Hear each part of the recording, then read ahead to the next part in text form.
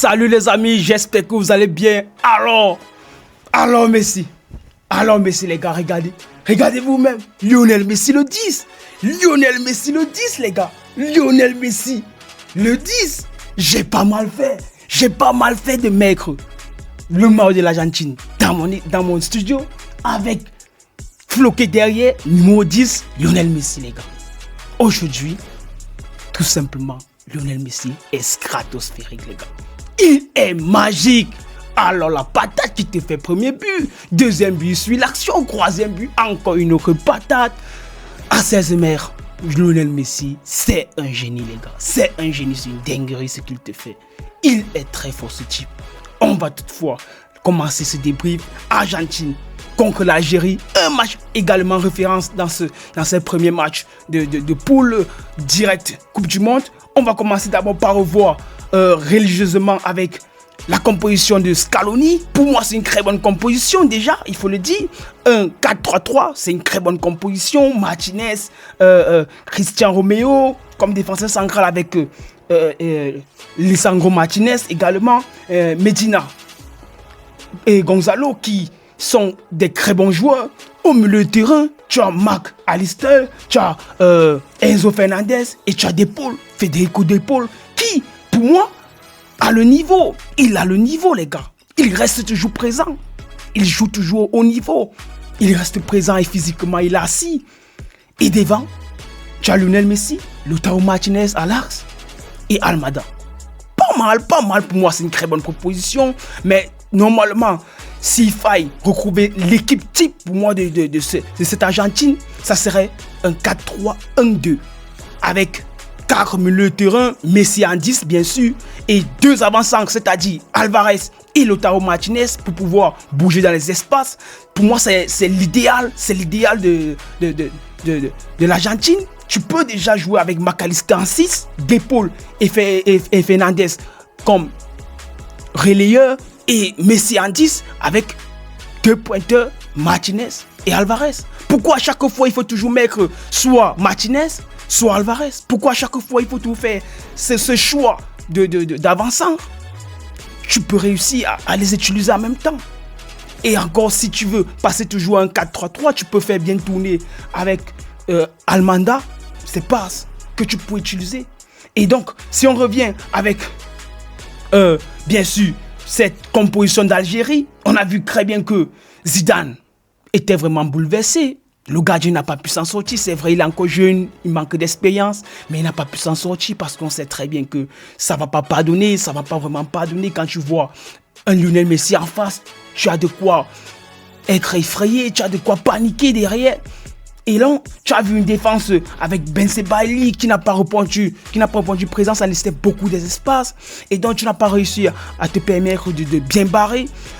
Déjà dans le jeu, Lionel Scaloni, les gars, aujourd'hui, la famille, il faut se dire sérieusement, l'Argentine peut faire encore le back-to-back. L'Argentine peut faire un back-to-back. Dans cette Coupe du Monde, l'Argentine, pour moi, reste au niveau. Il reste tenant du titre. Dans le jeu, ils savent très bien défendre. Il n'y a pas d'espace. Ils défendent de bloc bas. Ils occupent bien et ils savent combiner. Ils savent jouer au ballon. Avec Lionel Messi qui fluidifie le jeu. Dans ces deux combinaisons de balles, il combine très bien. Il sait bien jouer dans les petits espaces. Il sait jouer long. Il sait jouer court. Il sait fluidifier le jeu de son équipe. Et collectivement, l'Argentine qui est assis aujourd'hui peut toujours rester dans la compétition comme l'un des meilleurs favoris pour cette Coupe du Monde. Pour moi, 2026, attention à l'Argentine qui peut faire un back-to-back. Un back-to-back comme l'a fait le PSG cette année, les gars. Attention à l'Argentine. Ça serait vraiment serré. J'ai vu un Federico De Paul qui est en forme, il est en jambe. Mac Allister qui est en jambe. Enzo Fernandez. Alors, quel match il te fait, les gars. Au milieu de terrain, il sait tout jouer. Il sait tout bien faire. Regardez la passe qu'il te fait pour Lionel Messi. Lionel Messi, contrôle de balle. Il y a les espaces, mais montez au pressing. Mais les Algériens doivent monter au pressing. À un certain moment, ne laissez pas Messi tout seul comme ça. Montez au pressing pour fermer les espaces. Avec des espaces comme ça, Messi va t'envelopper, Messi va enrouler, Messi va marquer. Les Algériens aujourd'hui ont manqué de performance, ils ont manqué d'agressivité, ils ont manqué aussi d'envie d'aller chercher cette Argentine-là. Parce qu'ils ont la capacité de le faire. Et pourquoi pas aller donc essayer un peu de doser. Essayez de doser, mais les Algériens, mais qu'est-ce que vous foutez? Essayez de doser. Mettez un peu de volonté, mettez de l'envie. Mettez de l'envie dans ce que vous voulez faire. Allez créer des occasions. Quand vous essayez, on voit que vous pouvez mettre Martinez également en difficulté. Mais aujourd'hui, les Algériens sont reposés sur leurs acquis. Ils ont dit qu'ils vont juste défendre. Et ils n'essayent pas de combiner dans les derniers espaces. Ils n'essayent pas de trouver une passe lumineuse. Ils n'essayent pas de trouver des failles. Et voilà, tu as un Argentine aujourd'hui qui est bien positionné, costaud, bien assis. Il défend très bien, il récupère bien, il combine bien. Au début du match, il faut le dire, Messi barré les gars. Messi défendait au début du match. Messi a commencé à défendre. Mais Messi est stratosphérique. Lui, à lui seul les gars, il fait tout le match de l'Argentine. À lui seul, il fait tout le match de l'Argentine. Il coupe peu, mais il est tellement important. Regardez sa façon de jouer. L'intelligence qu'il dégage dans la prise de balle. Il sait se comporter avec le ballon. Il scanne ses joueurs. Il lève la tête. Il prend les informations. Il sait à qui donner. Mais regardez la passe qu'il fait à Lautaro Martinez sur l'arrêt décisif de Zidane, qui descend très vite au sol. Mais Lautaro Martinez, les gars, j'ai même pas vu la passe. J'ai même pas vu la faille pour la passe. Mais Lionel Messi, lui, il l'a vu. Il l'a vu. Ce type est magique, les gars. Il est magique. Et je rappelle qu'il a marqué 4 buts dans ce match. 4 buts dans ce match. Un but refusé pour hors-jeu. Il y avait bel et bien hors-jeu. Mais Messi, c'est un génie, les gars. Il surpasse tout le monde. Il surpasse tout le monde. Il fait tout bien. Ce type, c'est un génie. Il va nous manquer. Messi, encore une fois de plus, triplé. Meilleur buteur de la Coupe du Monde. De tous les temps, Lionel Messi a égalé le record, les gars. C'est pas possible. C'est pas possible. 16 réalisations. Une fois de plus, Lionel Messi. Coup de chapeau. Coup de chapeau. Coup de chapeau, les gars. Rien à dire. C'est un génie. C'est un génie. Dans le match de l'Algérie, j'ai pas vu l'Algérie qui voulait essayer de riposter. Riposter, aller la chercher avec Mahrez qui est ancré. J'ai même pas vu la différence. Sans Mahrez et avec Mahrez, il n'y avait pas de différence. Mais Mahrez, mais il faut doser. Essaye de doser, fais quelque chose. Sauve ton équipe. Mais tentez des frappes. Tu as Amine qui est là, Amine Gouiri qui est là. Il n'essaye rien. Fares est là, Fares n'essaye rien. Anis n'essaye rien. Personne ne prend de tentatives. Personne ne veut aller créer du danger. Mais créez-vous du danger, créez-vous des espaces. Allez chercher cette victoire. Allez chercher même le match nul. Défendez comme il le faut. Certes, l'Argentine est une équipe solidement assise, mais d'entre-jeu, essayez de marquer un but. Vous pouvez aller essayer de gêner cette défense-là. Mais vous ne le faites pas. J'ai pas vu des transversales, j'ai pas vu les passes dans le dos de Lisandro Martinez. J'ai pas vu les passes qui vont créer un peu de failles dans la défense argentine. J'ai pas vu. C'est vide, c'est vide, c'est vide quand tu as ce clic et clac là que tu n'arrives pas vraiment à décrocher, à aller chercher, à aller booster un peu ton équipe.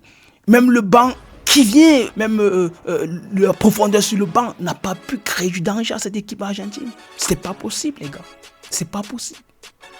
L'Algérie, on connaît très bien l'Algérie. C'est une bonne équipe en Afrique. C'est une équipe qui sait jouer au ballon. C'est une équipe qui sait jouer au football. Mais quand ils viennent te proposer un match aussi pauvre offensivement, c'est pas beau. C'est pas beau à voir, il faut le dire. C'est pas beau. C'est pas beau à voir. Vous avez été bouffé défensivement. Offensivement, même dans les duels, les deuxièmes ballons, vous avez perdu. Les mouvements, vous avez peu de mouvements quand vous avez le ballon. Avec le ballon, ils ont peu de mouvements. Ils savent seulement jouer derrière, ils combinent derrière. Et en fait, dans la profondeur, il n'y a pas de verticalité. Pas de verticalité, pas de profondeur, pas d'horizontalité dans votre jeu. Juste un jeu vide, juste un jeu vide. Vous ne créez pas du danger. Et voilà, l'Argentine va vous manger. L'Argentine va vous manger, évidemment. Évidemment. Le pressing que te fait Lautaro Martinez, les gars. Le pressing que te fait Lautaro Martinez, c'est un pressing de fou, c'est un pressing de malade. C'est un pressing de malade. Ce type aide beaucoup, les gars. Certes, il ne marque pas, il rate beaucoup d'occasions. Mais le pressing qu'il te fait, l'apport qu'il te fait, c'est extraordinaire. C'est remarquable, les gars. C'est remarquable. C'est remarquable. Également aussi Alvarez quand il entre, il te fait un pressing de fou. Mais si tu laisses Alvarez et Lionel Messi au stade, il peut encore avoir le 4e but. Il peut y avoir un 4e but. Il faut le dire, Alvarez pouvait créer encore du danger dans cette défense algérienne. Parce que Messi est sorti. Pour se reposer, Alvarez est resté un peu sans milieu de terrain ou bien sans un joueur créatif pour avoir ces occasions-là. Et donc, tu te dis, pourquoi pas faire jouer Alvarez, Lautaro Martinez et Lionel Messi, comme je l'ai bien dit. Alvarez, Lautaro Martinez comme avant-centre et Messi en 10, tout simplement, avec 3 milieux de terrain, un milieu de terrain losange et 2 avant-centres devant pour faire la différence. Pour moi, c'est la meilleure composition de l'Argentine aujourd'hui sans Di Maria. C'est la meilleure composition. Dites-moi en commentaire ce que vous en pensez. Dites-moi ce que vous en pensez de cette composition de l'Argentine. On sait très bien que l'Argentine reste toujours tenant du titre et peut même également ici faire un back-to-back. Attention à cette équipe d'Argentine avec Medina qui est très fort, Gonzalo qui est très fort, même quand il est sorti à la première mi-temps. Certes, il a laissé un peu d'espace dans son dos, mais il sait aussi très bien combiner, il sait très bien défendre, il sait bien faire ses relances.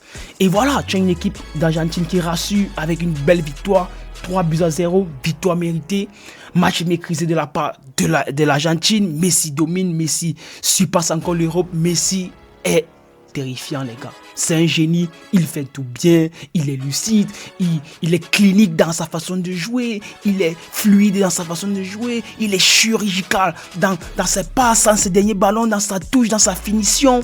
Et voilà, même Gianni Infantino était étonné. Il était étonné, il était là. Mais c'est ce bonhomme-là. C'est ce bonhomme-là qu'on appelle Lionel Messi.